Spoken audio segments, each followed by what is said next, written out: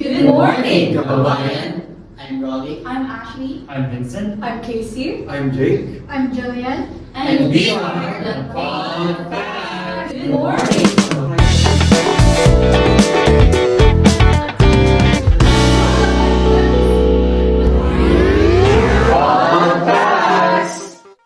So, welcome back and again sa mga mini talks, guys. So, last minisode among i-talk about sa inflation, sa rising cost of living. And for today, new topic, di ba? So speaking of inflation, sa kind of was a government about that, ano? Actually, namin gibuhat ng government. Like, nagbuhat sila og mga ways bitaw to prevent inflation. Pero wala sila. Marag, ang purpose sila pagbuhat is para mapakita bitaw saan ni nito nangyayari sa government nato sa Philippines. Marag, nag-make sila og action para ipakita bitaw sa mga tao na alam sila yung nagbuhat. But it doesn't mean na ilang nagbuhat is effective. Basta kayo na alam, dude. Kita ang tao sa mga tao. Pero at least, nagpakita sila. Pero wala na. Pero wala. That's the sad reality sa atong government yun. And, kanang feeling, naita na kalimutan. Actual control. Oh my God. Like, tungkol na kadalan sa issue kay, naanak isa siya. Nalubong na siya pa. Dili pwede siya extreme book. May daw sila ko kayo ng effect no, like ako from kot ng Bitcoin.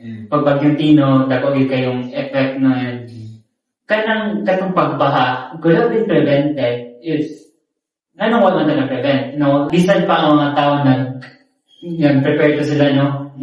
Nagpanbayang ito sila, pero pag nahitabo, nagpanigbayang sila, pag abot sa baha, ilang tanang panigbayang ng lutaw rigakon.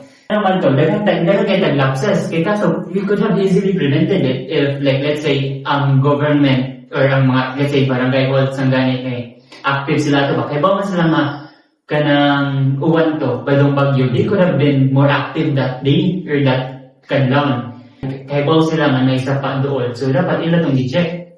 Nung ano ko man sila nabantay dito, matundad ko yung nag-effect ito. Pag abot sa baha, nga nung dugay magana ka-respond.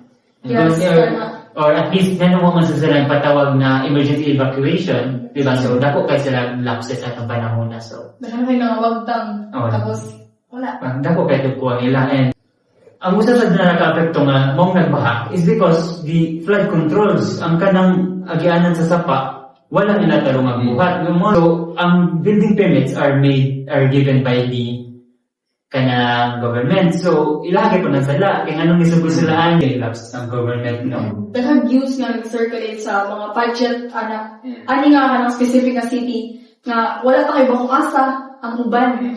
To add kay ako, I'm from Tamil. We are affected as well, and we can see na the corruption there are kanang buslot sa kanang system sa to ang government kay our house kay na submerged. So during that time we evacuated sa among cousin. Pero katong time kay di ba we evacuated.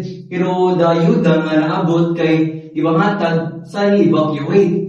Pero wala minalabot kaya ang evacuate ay considered only if evacuate mo sa evacuation center sa barangay. So Mag-donate kay ni-resolve na sila nga private donation na lang. Hindi nila ipagi sa gobyerno kay lagi nga pag mo ipagi sa gobyerno, hinay kayo. Kaya kisag ka sure nga maabot dito sa mga tagaan. So mas mayo pa nga sa private na lang ka. Kaya mas makasunod na mga private niya. Most na mga gobyerno at tumanas mga evacuation. Kaya ka mga nasa kilid-kilid doon sa'yo mag-iaan ra. So, makaimang dito nga, ano mo na? Ganun pa, nakalang one. Ako yung news pa na sa lapit tayo nakadaw donation, pero kailangan sila coupon or something para makapagod pa na. Yeah, I also nasa ko yung experiences like, naku dunggan na katong mga nagmugalahan mo dun kaya ato siya sa lugar na affected. However, yarangan sila for a certain reason na naga sila na cover na donation gani hatik lang nila sa kwan daw sa isa na distribute. Mga nakamulungan. To be noon kay masabta naman sila noon nato mga kanyang bagian dito sa capital kay for quality control kay what kay ba nga ang pag-donate dito kay na reasonable man po na quality control pero dapat balanse on sad kay sa lang quality control madaot na lang, luki kay ihatag. Sayang sa gayo. Tapos magpamit sila sa suwat. Wow, ganda sa Wala ganda ka sa isa. Wala ka. Wala. Uban kay tungod sa connection. Grabe tanan kurap. Connection sa mga connection sa government employee something. Mas tagal mo makuha nga ayuda kaysa sa uban. Or bitaw ka ng human sa government ang mindset sa mga tao bitaw. Kaya ito, pabilin mo sila ng mga mindset na ano bitaw, kuan. And bilis sa mindset na dun sa maritan is ma-advance sila, ani nga panahon. So, mindset sa mga tao, need po nila mag-dito ginana para makasurvive. Pero po, ultimately, I give a new perspective sa gay.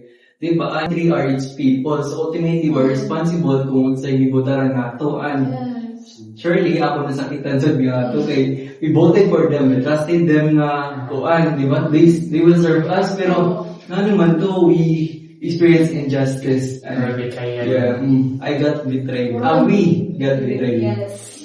Sa may kuan niyo, sa mga sa kanang mga social media issue katong nga time kay daghan to nag-circulate around social media nga ni po babies. Kana. So yung kanang kuan mo ato nila, bro. Well, nipo babies, dili man nila ika-proud kay ilang parents kay nag-corrupt, then sila kay proud kay nga, muna, kanang proud sila nga ilang parents kay political dynasty. So, no. Just what? Nag-heard na recently pero I don't know if true, pero wala pag-apon to itong about sa impeachment discussion about certain politicians. Oh, yes. Nagsige man to, like, kuan ko sa radio bitaw nga, kanang nagsige og hearing, kana, pero wala dyan nahitabo nga action. Kato pa ko siya. Unsa to nga day, katong kaghapon man siguro to. Ay, Or recently lang, nga, kuan, na kanang mag-hearing po sila para sa impeachment, like, kuan, tapos ang katawa nga, politician kay wala nito nga. So, kapila na niya. Pila na ka-politician na Nagsirapan yung supporters, no? Support for the Speaking of supporters, no, most of them usa sa sakit sa mga Pinoy kay they are very much loyal. No, grabe ka loyal ang mga Pinoy. To the point that they have blind loyalty.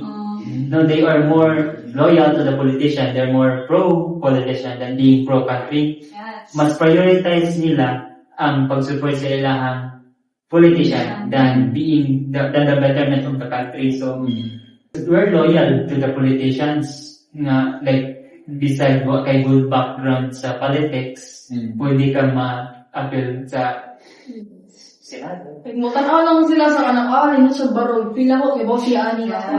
Naging magkailan yun. Hindi sila magtanaw sa kanang do sa usang person sa ato ang country. Di ba? Nagtanaw sila sa influence bitaw ng person. Yes, Kaya sila mga popularity influence, kanang good na or bad. Basta kay influential na siya mga person, hala sige, votahan na. Pero kanang makitaan niyo mo potential na Yeah. kani siya Muli. kamakulit.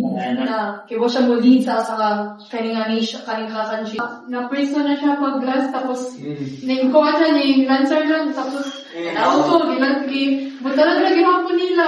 Naman ako eh. Oo, pag yung katuba ng dili lagi. Pero, nagutin ko sa mga kanang ihang pangampanya kay Sayo rin sa ito. Oy, ano ba ito? Wala kang gamer. Ang popularity dito na lang sa mga tao. Di ba yung sayo kay Mario to sayo o na daw? Please, we cancel, please. We cancel. Facts only facts.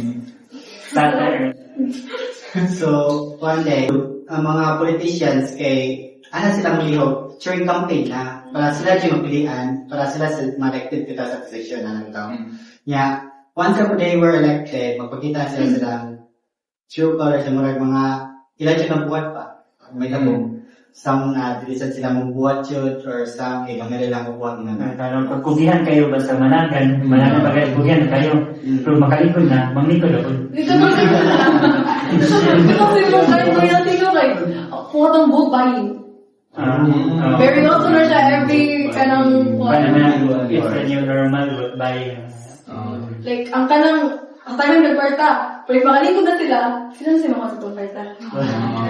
Tradition nga, yung family is very known for politics. Kalo, bye. Pero, diba, ako nga, pamansin ko niya, kahit tanan, ako na happy ng election, ang iyong naman na sa everywhere. Like, italalihin ako na, like, karoon, pinadaog man siya, nilingkod na siya. O, katong ilang lugar nga, yung family bitaw ay, marag-oon na atong business, ang business flow tubig.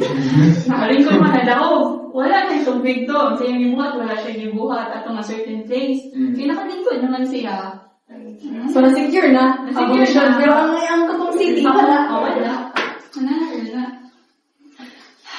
Ay, mag-conclude na tayo eh. Maragikapoy na ko. Ako may na-stress sa ato ang We're just speaking facts. facts only. Speaking facts lang. Basta reality Like, of government. Amo na ng facts. So, if ever ma-offend ka, ayaw lang. Please. Like, if ever ma-offend ka, at least, we're pointing out some things ba? Yes. Para di mo sayop niya mong ipangsulti. Ano ba? And view this ko lang as another perspective sa kami nga as a student siguro. Nga kasi marag na feel na mo aran ang mga issues. And if magpan ka, offend, for us to find these things na mong pangsulti bad, so that means they should do better. So that if para na mo sayop ni siya, So dapat i-prove na katoy lang gibuhat ito sayop. So Also, kanang pwede sa rin ma-use ang kaning facts na mo to actually kanang understand first the kanang mga background sa mga tao before actually voting them or to vote wisely. Yes, vote wisely guys, vote wisely. A word, a phrase. sino ba sa Facebook? Mudagan Hindi ni na lang ang butara. Okay, what is it? Parties. Our second episode? No, and it's all about politics and Hope this talk, as you will. yes, and be Thank you for open-minded your lang. consideration. Yes, be open-minded lang guys, and enjoy life to the fullest. Vote wisely. Vote step. And again, we are. I'm Rolly. I'm Ashley. I'm Vincent. I'm Casey, I'm Jake. I'm Jillian. and we are the Bye.